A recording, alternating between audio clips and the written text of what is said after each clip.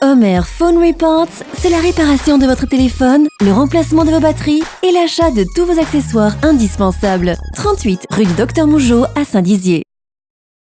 Le département organise le concours Les idées inspirées de la Haute-Marne. Soutenez et votez pour votre projet favori sur idées-inspirées.fr et tentez de lui faire gagner le prix du public. Les Hauts-Marnais débordent d'imagination et méritent que tout le monde le sache. Le département de la Haute-Marne vous présente votre journal.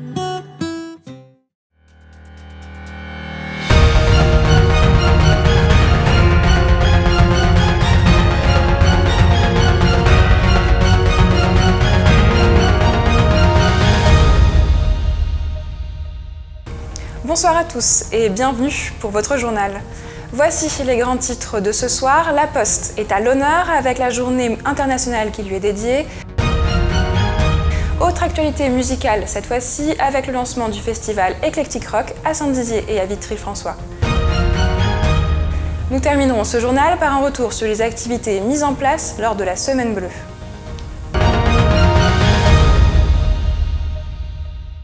Je vous l'ai annoncé en titre, nous fêtons aujourd'hui la Journée internationale de la Poste, l'occasion de découvrir les différentes facettes d'un métier en plein bouleversement à l'heure du numérique, celui de facteur. Un reportage signé Nicolas Fontaine et Julien Carré. Ils sont près d'une quarantaine à exercer sur la plateforme de Saint-Dizier. Ces facteurs distribuent chaque jour plus de 22 800 courriers et 400 colis. À l'occasion de la Journée mondiale de la Poste, nous avons suivi un facteur bragard durant sa tournée. Cela fait maintenant 1 an et demi que Quentin, âgé de 22 ans, est embauché en CDI au sein du groupe La Poste de Saint-Dizier.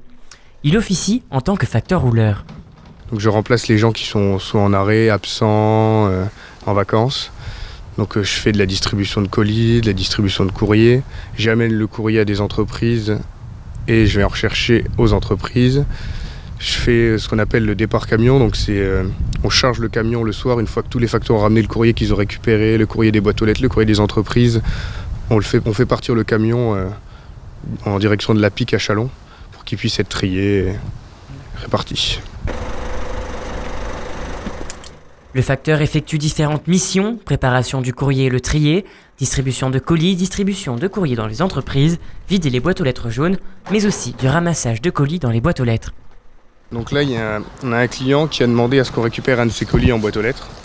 Donc nous, le lendemain, on reçoit la notification comme quoi on a un colis à aller chercher. Et si tout se passe bien, normalement, il doit l'avoir mis dans la boîte aux lettres. Parce que ça doit être des colis qui tiennent dans la boîte aux lettres. Et comment ils vous préviennent ? Le cas. Donc nous, au-dessus, ils reçoivent un mail, en gros, comme quoi il y a une prestation à faire pour relever un colis en boîte aux lettres. Le matin, on nous imprime la feuille, l'avis de prise en charge. Et donc on va directement dans la boîte aux lettres chercher le colis. Quentin poursuit sa tournée en allant dans les entreprises afin de récolter le courrier.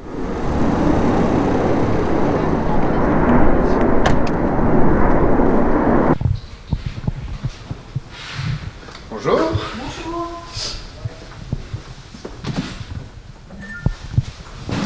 Comment ça se passe pour récupérer le courrier dans les entreprises ? Donc tous les jours, les entreprises ont souscrit un contrat pour qu'on vienne à certaines heures chercher le courrier. Donc tous les jours, sur ma tournée, je fais 5-6 entreprises. Je dois flasher une puce pour prouver que je l'ai bien récupéré. Et je récupère leur bac de courrier pour qu'ils soient triés ce soir au centre de tri. Ce métier est en perpétuelle évolution. En effet, avec le commerce en ligne, le nombre de livraisons de colis ne cesse d'augmenter. En 2 ans, je ne l'ai pas beaucoup vu, mais de ce que certains disent, il y a de moins en moins de courriers, de plus en plus de colis. Donc, il y aura de plus en plus de colis. Les besoins de services de proximité ne cessent d'accroître, ainsi que la partie sociale, puisqu'un nouveau service vient de voir le jour. Il s'agit de veiller sur mes parents, où le facteur prend le temps d'échanger avec les personnes. Pour Quentin, c'est un métier intéressant. Déjà, on est dehors, on n'est pas enfermé dans un bureau. On est assez autonome parce qu'il n'y a personne pour nous suivre. Et moi, dans mon cas, par exemple, comme je remplace des facteurs titulaires qui ont leur propre tournée, ça change tous les jours ou toutes les semaines. Donc ça, c'est vraiment le point intéressant, je trouve. Vous l'aurez compris, le métier de facteur n'est pas que de la distribution d'objets. Au contraire, il est présent dans le quotidien de tous les citoyens au travers de différents services. Coup d'envoi pour la 14e édition du Festival Eclectic Rock qui se tient à Saint-Dizier et Vitry-le-François. Il y en aura pour tous les goûts avec cette manifestation qui durera 3 semaines, du rock pédagogique au métal. Lisa Lamorlette et Nicolas Fontaine étaient sur place. Pour la 14e année consécutive, le festival Eclectic Rock fait son retour du 8 au 30 novembre. C'est aussi la 5e coédition entre les villes de Saint-Dizier et Vitry-le-François. Les concerts et spectacles ont donc été répartis dans les 2 villes. Il y a 5 ans, on a eu cette idée de créer un événement commun au bassin de Vitry et de Saint-Dizier, qui pour le coup, pour nous, on est sur un territoire en commun avec 2 villes distantes de 25 km, des liaisons qui se font plutôt bien. Donc l'idée, c'était plutôt de se dire, nous on crée un festival de notre côté et vous un autre, et on est concurrents. L'idée, c'était de se dire, et si on animait ensemble le territoire avec des rendez-vous communs, une programmation commune qui permettrait aux Vitrias et aux Bragards et aux habitants de tout ce bassin de vie de participer à tous ces événements qui sont organisés sur le territoire. On peut passer d'un groupe comme FL à Vitry, le François, aux Innocents à Saint-Dizier. Donc on montre bien la diversité, la richesse et je crois qu'aussi au-delà de tout cela, il me semble aujourd'hui important d'ouvrir les frontières. Il n'y a pas de frontières. Et la culture est un bon vecteur et la musique peut-être encore plus, je crois, pour rassembler et faire venir le plus grand nombre. À l'origine, il y avait pour ambition d'intégrer aussi la ville de Bar-le-Duc dans le festival Eclectic Rock, chose qui n'a pas encore vu le jour. C'est vrai qu'on avait, au départ, quand on a commencé à travailler ensemble, donc avec les partenaires et les collègues de Vitry-le-François, on s'était déjà dit qu'on allait déjà dans un premier temps co-construire ce festival et pourquoi pas après l'étendre effectivement de l'autre côté à Bar-le-Duc. Après, effectivement, c'est un festival qui prend du temps à côté d'autres événements et c'est plus le manque de temps qui a fait qu'on ne s'est pas réorienter, tourner vers nos voisins parisiens. Après, effectivement, on peut tout imaginer à l'avenir, puisqu'effectivement, nous, on est complètement dans un esprit d'ouverture et de partage. Et l'idée, effectivement, est là. Donc là, c'est l'opportunité qui n'a pas été là par manque de temps, plutôt que d'occulter nos collègues parisiens complètement. En ce qui concerne la programmation, les parcours musicaux auront bien lieu le vendredi 8 novembre à Saint-Dizier avec le Petit Paris comme nouveau lieu de concert et le samedi 9 novembre à Vitry-le-François qui proposera aussi un nouveau lieu, le bar Les 3-8. Effectivement, proposer dans le cadre du festival une programmation commune, c'était permettre d'ouvrir la programmation à la fois à des groupes un peu de punk, à de la niche, un petit peu à des niches, à de l'underground plus vers Vitry, des groupes un peu plus gros comme les Innocents ici, en fonction aussi des lieux. Le partenariat entre les 2 villes a pour but de casser des frontières et de mêler Bragards et Vitria. C'est un événement qui est complètement identifié sur les 2 territoires et il est certain qu'aujourd'hui, Eclectic Rock est devenu une vitrine du sud-est de la Marne et du nord-ouest de la Haute-Marne et que pour le coup, le public attend cet événement qui soit de Saint-Dizier alentour ou Vitry-le-François alentour. Il y a aussi un festival dans le festival avec le Metal Fest organisé par les Lézardos au Fuseau le 23 novembre qui propose cette année une soirée 100% trash metal avec les groupes espagnols Crisix et Angelus Apatrida ou encore le groupe Calice que les Bragards connaissent bien. Pour ses 14 ans, le festival promet plein d'énergie et d'euphorie, il ne reste plus qu'à voir cela dans le public. Hier après-midi, la salle du Palace accueillait différents ateliers destinés aux personnes âgées, propices à la mobilisation de la mémoire et à l'échange, à l'occasion de la Semaine Bleue qui se terminera ce dimanche. Lisa Lamorlette et Nicolas Fontaine. Comme chaque année, la Semaine Bleue donne lieu à plusieurs animations autour des seniors. Pour l'occasion, ce mardi 8 octobre, plusieurs ateliers étaient présentés au Palace de Saint-Dizier.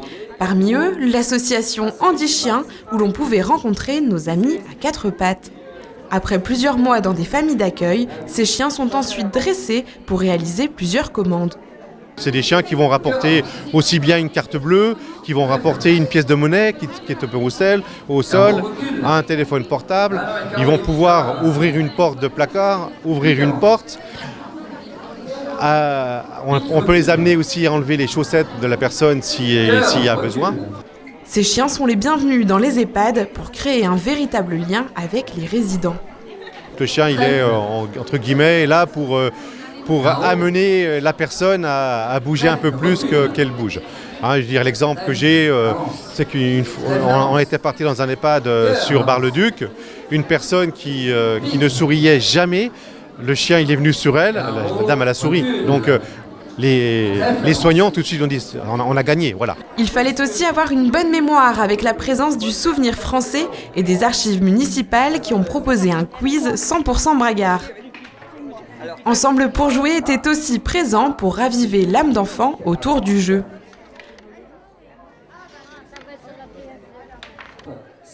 Instant de convivialité aussi autour d'un atelier tricot organisé par l'association Vivre Ensemble de la maison de retraite Le Chêne qui propose chaque lundi à ses résidents de tricoter et papoter pendant 3 heures.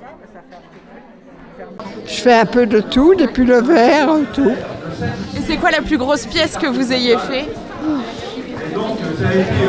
Un pullover pour homme. Et là, c'est l'argent. Ça vous prend du temps ? Ah oui, oui.